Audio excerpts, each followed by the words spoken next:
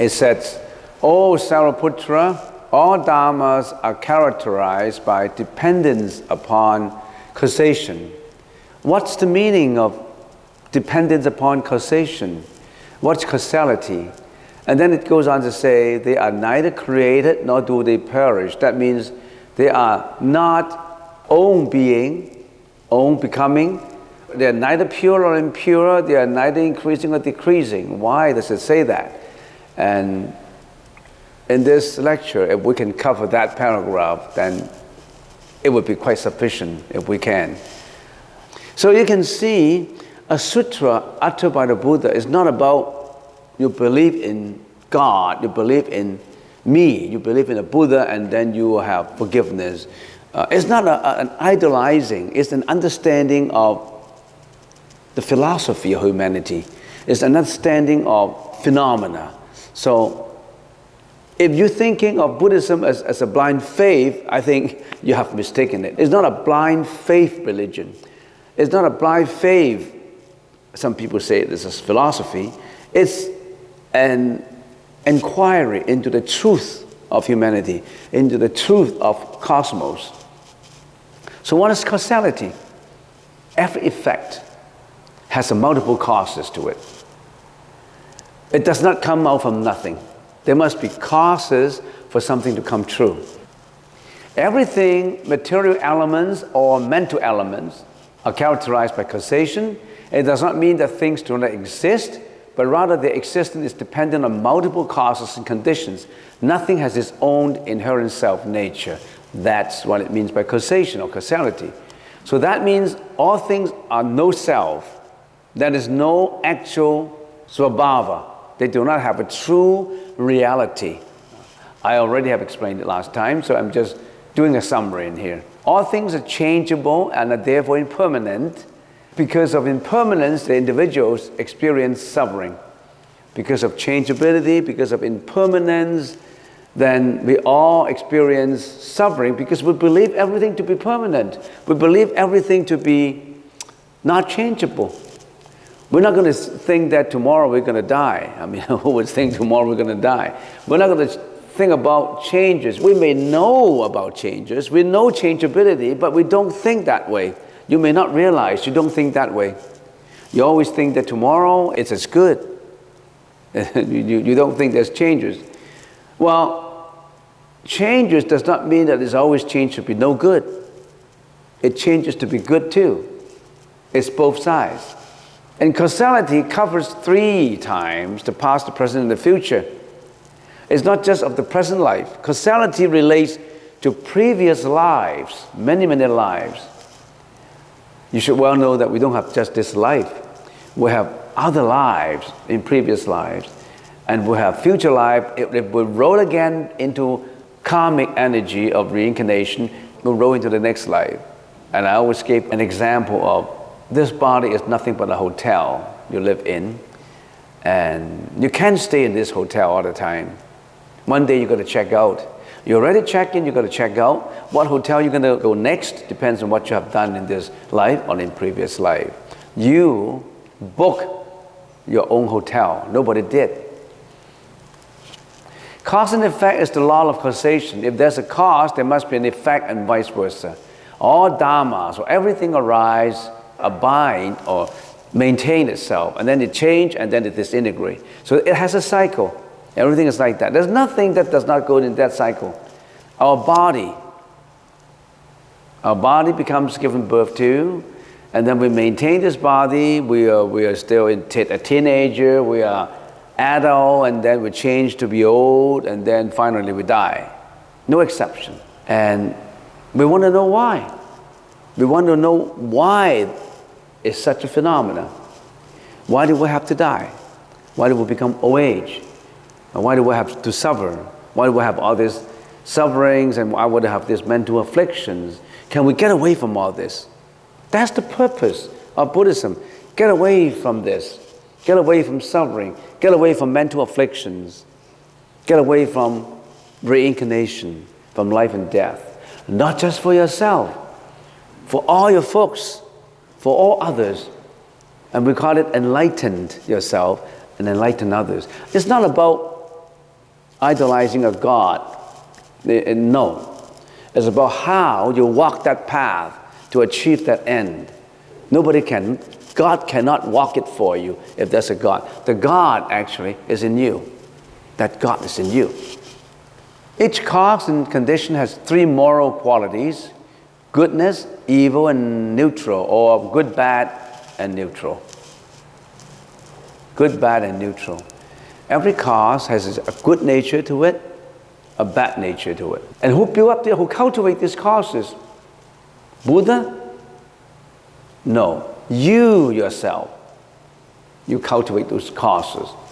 What are the good causes? Just to give examples. Have you been greedy? Have you been committing a lot of evil actions and deeds? Have you been greedy? Have you been ignorant? Have you been hatred, anger? All those are bad causes. Did you kill? Did you steal? Did you lie? Did you get intoxication? Or did you commit sexual misconduct? All those are supposed to be morally bad causes. Or have you been compassionate, considerate, helpful? You exercise due care, responsible. Have you been cultivating good causes? You yourself cultivate those causes. When you have cultivated those causes, it will lead to certain effects.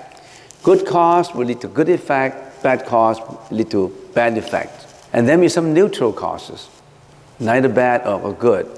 And we already have explained that. All phenomena arise because of the mutual relationship of countless causes.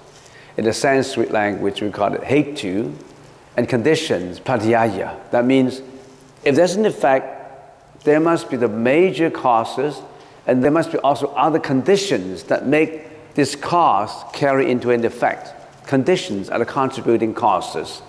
So even if you have a cause, a major or primary cause, you also build up conditions. Actually, those conditions are also causes. You build up conditions for this major cause to come true. You want to be recognized by your boss. You want to be recognized by the company. If that's what you want. You want a recognition. You want everybody to think that you want to be a good worker. Have you had those primary cause? Do you have the determination to be a good worker? Have you built up enough conditions for you to be recognized? Are you hardworking? Are you responsible? Did you build up good relationships? All these are conditions that help your main cause to come true. Have you been building all these things? You are the master of your own fate. You are the master of your own destiny. Causes are direct, conditions are indirect, generally speaking. If the related causes and conditions did not exist, no result would come into being. Cause, conditions, and effects. And then somebody may ask, how does it help me? How does this Buddhist approach to life help me? You should know how it will be helpful to you. First of all, you have to identify morally what kind of causes, the nature of the causes that you're making. Secondly, have you been working towards those causes, building up conditions? It's never too late. Do it now. The past is gone.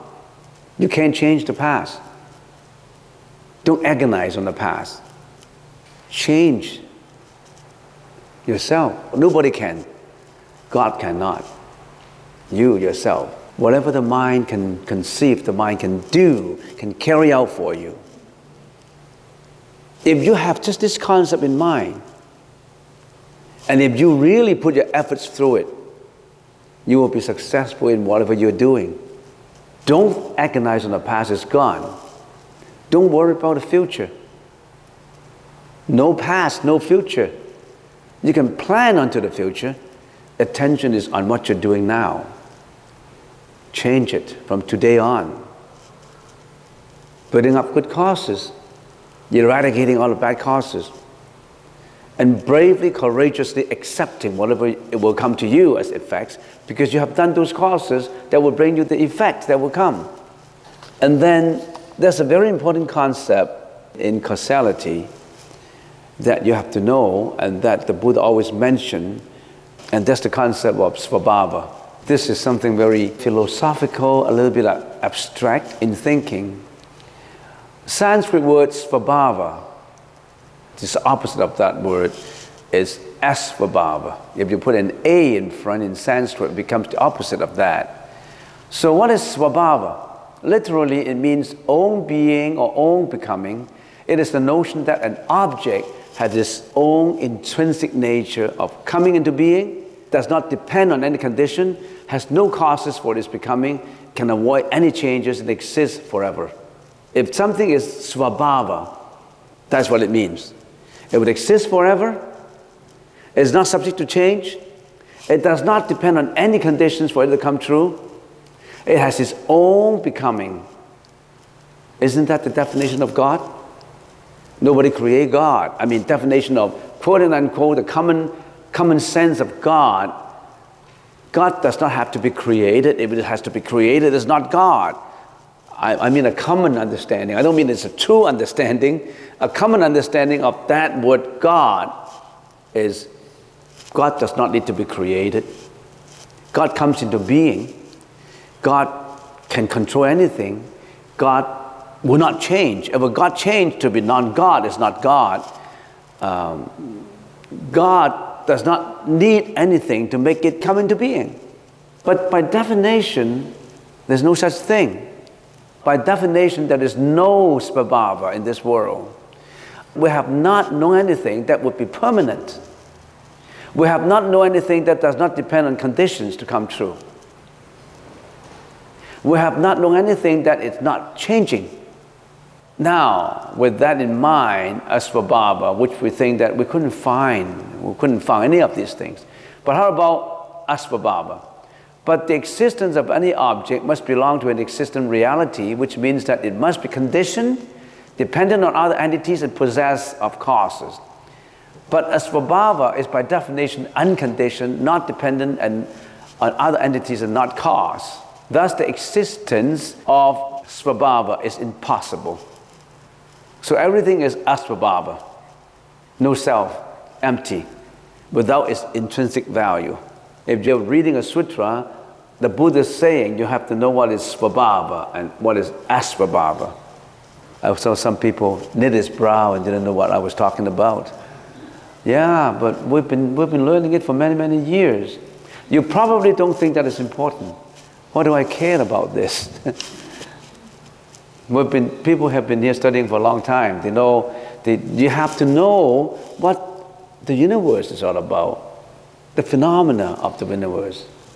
Not just about, oh, Buddha, Buddha, Buddha, give me blessings, give me life, give me prosperity, give me money, give me wealth, give me a girlfriend I love. That's not what the Buddha is teaching. The Sutra going to say, everything is neither created or does it perish. We'll give an example of the water in the ocean. When the wind blows, a wave comes up. We think, oh, a wave is born.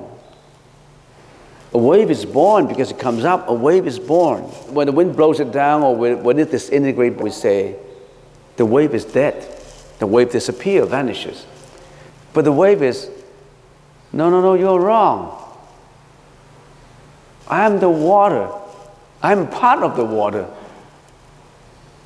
It's just my form is the wave. But intrinsically, I belong to the water. When I'm a wave, I'm water. When it goes back to the water, I'm the water.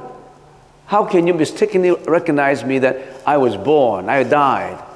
I was never born. I have never died. Because if I was not born, how can I die? If you were not born, how could you die? It was only when you were born that you would die, right? If you've never been born, what's the concept of dying? For that reason, you have never been born. You're not here. You just exist on conditions. But you don't think that way. This is my ego. I am a waif. I want to protect my waif. You cannot take away my interest. And when I experience something suffering, I agonize on it. When I'm happy, I'm happy. I'm always looking for happiness. And my happiness is defined in the satisfaction of my sensual pleasures. My eyes want to see beautiful things. My ears want to listen to the dulcet sound. My nose want to smell the fragrance. My tongue want to taste animal flesh. I kill them for food because I like the freshness of the meat. And my body, I want to live in a mansion in Sonasy. My body, I want to drive a Ferrari. My body, I want to put in the most fashionable dress. Mentally, I want the recognition to be a wealthy billionaire. How do I get my money? I don't care, as long as I can be a billionaire. I call my sensual pleasure happiness. Even though the Buddha said it's not happiness. It's just temporary satisfaction of your sensual pleasures. And you term that as happiness. And then if you're a first-time comer, how does it help me? How does it help me to be happy? How does it help me to make more money? How does it help me to look for happiness? It may not help you now, but think about it. Think more about it. Just to give another example. When we turn on the light, we say electricity energy is now created, but actually it isn't created. It is there all the time. When we turn it off, we say it does not perish because it stays there all the time. When the light is on and off, it is the form, the phenomena that is creating or perishing, not the essence of it. The power is always there. You say, the power is on. The light set, the power is always there. I just changed my form. I belong to the power. You don't think so? You see, the power is on, the power is off. I'm there all the time. Don't just erroneously take the forms for granted, the material for granted. Because we're always in constant pursuit of materials that bring us a lot of suffering. Because in the process of doing it, we're creating bad karma. That bad karma leads us into the next form. Do you still want to carry this form through? The Buddha said, hopefully, this will be your last form. Don't go through another life again. Go to that nirvana. If you go into the next reincarnation, you don't know what will happen to you. The Buddha was talking to his disciples on one occasion, and the Buddha picked up a handful of sand. And the Buddha said, all those who are humans, in the next life they will be human again, reincarnate into humans again. In proportion, it's just like the sand in my hand. All those who are human now, and the next life go into the vicious realms, becoming animals, victims of hell, ghosts, proportionately, the number is like the sand on the ground. You're not sure whether you will get into be human again. You could be an animal realm. So that's why we don't kill animals. They could be your friends. Why do you kill your previous life's friends? And most people roll not into the human realm again after they die in this life. So you're responsible for your own action, your speech, and your thought. Images on the mirror appear, we say, oh, images were born and disappear, images disappeared, coming and going. But the reflectability of the mirror is neither appearing or disappearing. What is being created or perishing is not the mirror itself, but the images. Only the phenomena come and go. Our body, as we give an example of hotel. In previous life, we booked this hotel with our karmic energy, and we live in this hotel. And then in the next life, if we continue the karmic energy, continue creating karmas, we roll into the next body. But the person to check in and check out is still you. You check in that body. You one day would check out from that body. We go on a holiday, we call up, we say, oh, Shangri-La, or 4 Point Sheraton, you name it. You want to book good hotels, economical and good. You want to book a good hotel, the lowest fee. You want to make sure that there is buffet for breakfast, and you make sure that the breakfast is included, and you want to book all this and book all that to satisfy your material pleasure. Have you ever thought of booking for the next hotel in your next life? Who would do that? Who would book a hotel for the next life? Who cares? Book it now. If you don't want to reincarnate, book it now. Make preparation. It will be too late. When you're lying on a deathbed and breathing your last breath, what hotel you're going into? Too late. You have not done the booking. Hopefully you don't need to book a hotel. You become the Buddha. You return home to the water. You're not a wave anymore. You're one. You're oneness with water. You're oneness with that intrinsic, we don't know how to call it, Buddha nature. There's no word for it. Words are just games. Words are just notions.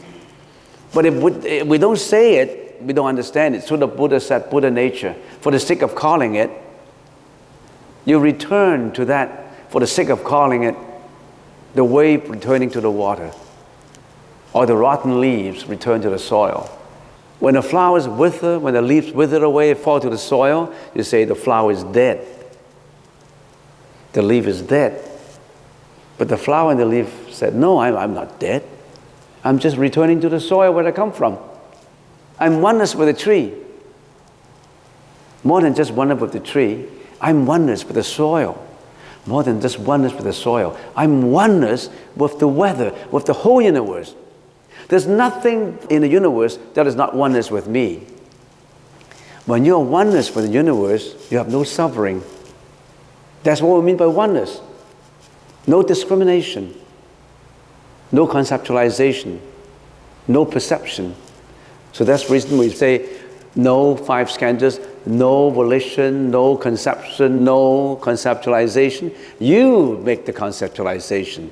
Your nature, the most powerful nature in you, has been covered up. It's just like a mirror has been covered up by dirt and dust.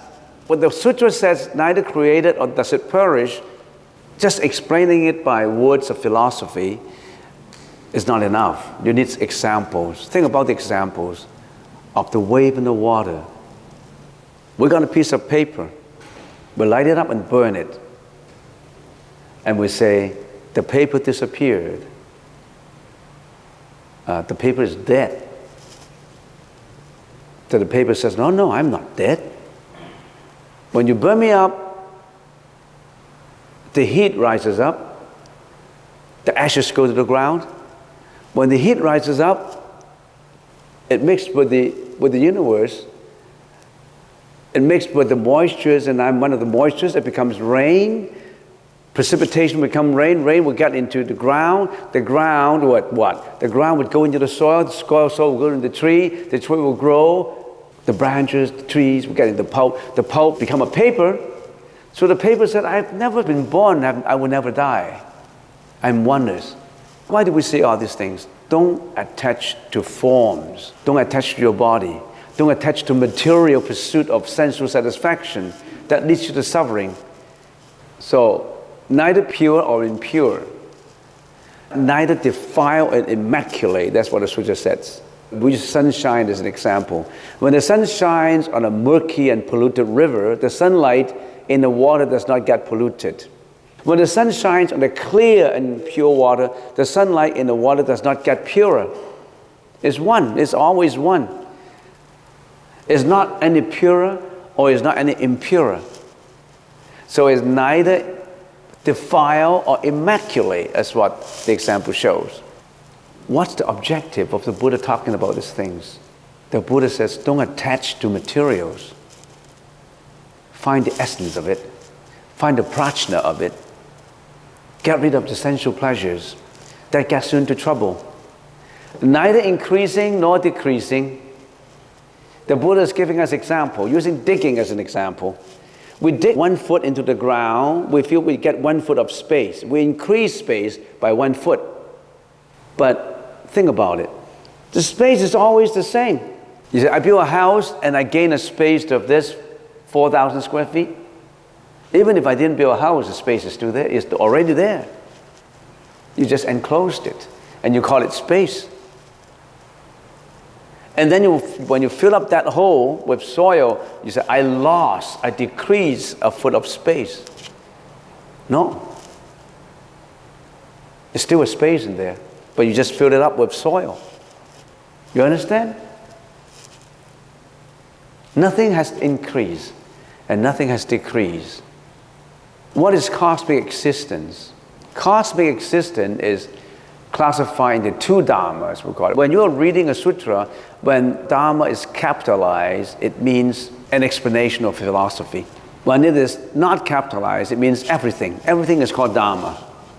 Dharma is classified into either mental elements or material elements. Material or non-material is either physical or metaphysical. Right? There's no other things. Physical, you can see, you can feel, you can touch, you can listen, you can taste as physical. Non-metaphysical is something your senses are not perceptible to it. In other words, your senses cannot feel it. And we sometimes call it spiritual. 2 elements. We can broadly classify the whole world into these 2 elements. Everything we see, we feel, we touch, they're material. But how about what we think? Can you grab what you think? No. Can you smell what you think? No. Can you taste what you think? No. Can you see what you think? No. They are mental. So if we further classify it, we say material, we call it matter or form. So that's the reason why in Sutra we say form is emptiness, emptiness is form. Form is not other than emptiness. Emptiness is not other than form. It's just the same as to say as matter is emptiness. Emptiness is matter. Molecules, photons, electrons, you name it, matter. Body cells, that's the material elements. And then there's the spiritual, mental element. Perception comes first and then sensation. This is all related to mental. Other than material, we also have the mental. When we are doing meditation, we're working at this, the mental elements. The matter element, we have the eye, ear, nose, tongue, body. We have the brain, so that's the reason why part of it belongs to the matter. But other than the brain part, all these is perception, volition, consciousness, the left and the right hand hemispheres. And not just the material part, the spiritual part. Before I introduce you to a book, that book was written by Jill Taylor, now I remember, My Stroke of Insight. It explains the 2 hemispheres of the brain. And other than just the molecules, body cells, it explains also the perception, the conception, the volitions. And she's not a Buddhist, but the study, she's a Harvard professor, a brain specialist. And her study shows that there's a lot in the mental side that we haven't discovered. And our left hemisphere here, left, is responsible for learning languages, remembering, everything we learned, our movements of the body, everything mostly is here. But the right hemisphere, most part of it hasn't been used. And the right hemisphere relates to enlightenment. In other words, you can always use your right hemisphere of the brain to nurture your left hemisphere. That's the reason why when she paralyzed for 3 years, because she was a brain specialist, she was able to use the right hemisphere to nurture back the left hemisphere. After being a plant for 3 years, speak, move, recover almost 95%. Read that book. It didn't say anything about Buddha, but she is a brain specialist who got a stroke for 3 years and she recovered from it. And most part of what she said coincide with what the Buddha said. It's interesting to read it. My Stroke of Insight. Get it from Amazon, in your iPad or whatever. Read that book. It has a lot to tie in with what I was talking about.